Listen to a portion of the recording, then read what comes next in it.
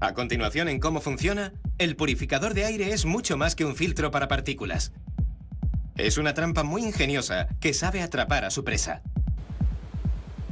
El purificador de aire bloquea las partículas que flotan en el aire. En pocas palabras, es un filtro de partículas.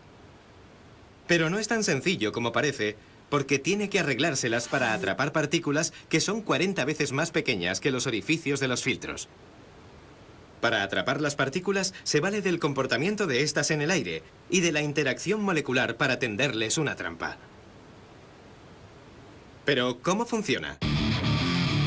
El purificador de aire, la rejilla posterior, el primer filtro, 2 filtros de partículas de aire de alto rendimiento, 2 ventiladores y la rejilla delantera. El aire cargado de partículas entra en el purificador por detrás, pasa a través de los filtros y sale limpio.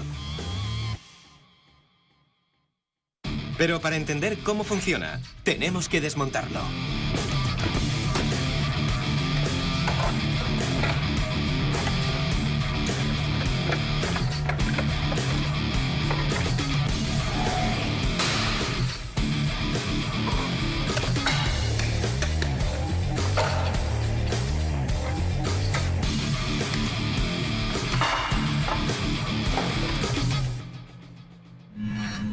Los ventiladores empujan el aire a través de la rejilla delantera, y eso crea un efecto de succión que hace que el aire que entra por la rejilla trasera vaya sustituyendo al aire que sale por delante.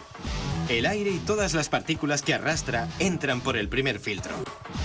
Las partículas más grandes, como pelos de animales, polvo y polen, quedan atrapadas, pero los miles de millones de partículas más pequeñas pasan sin problemas. Atraparlas es la función de los filtros de partículas de aire de alto rendimiento.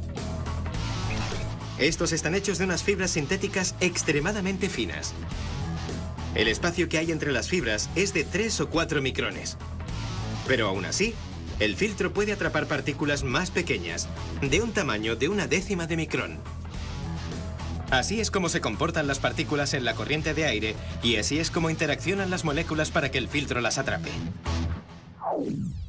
Las partículas que consiguen pasar el primer filtro flotan en el aire y llegan a los filtros de alto rendimiento. El aire se abre paso a través de las fibras, pero las partículas más grandes pesan demasiado y no son tan ágiles, por lo que su inercia hace que se queden pegadas a las fibras.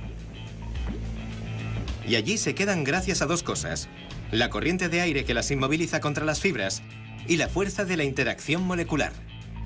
Es como si las partículas fuesen imanes diminutos. La fibra y una de las caras de la partícula se atraen y las partículas se mantienen unidas. Pero no todas las partículas acaban directamente en las fibras.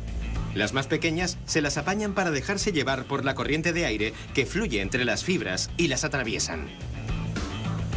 Aunque este comportamiento las ayude a pasar entre las fibras, con solo rozarse, la interacción molecular hace que también queden atrapadas. La atracción entre la partícula y la fibra es más fuerte que la corriente de aire. Ahora la clave es atrapar incluso las partículas más pequeñas, las que miden 1/10 de micrón o incluso menos. Estas partículas son tan pequeñas que no deberían tener problema en evitar las fibras, pero también acaban atrapadas. ¿Por qué? Porque son tan pequeñas que ya no se comportan como cuerpos sólidos, sino como gases. En vez de seguir la corriente y abrirse paso entre las fibras, estas partículas diminutas chocan con las moléculas de aire y rebotan. Este comportamiento hace que cambien de dirección continuamente. Por lo tanto, están condenadas a colisionar inevitablemente con las fibras de los filtros.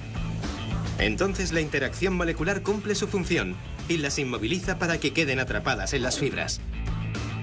Así es como se las arregla el purificador de aire para atrapar partículas 40 veces más pequeñas que los huecos de las fibras de sus filtros. El purificador de aire se vale del comportamiento de las partículas y de la interacción molecular para eliminar impurezas del aire. De las 10.000 partículas, 0,3 partes de un micrón o más que entran en el purificador, solo 3 logran escaparse. Las otras 9.997 caen presas en el acto.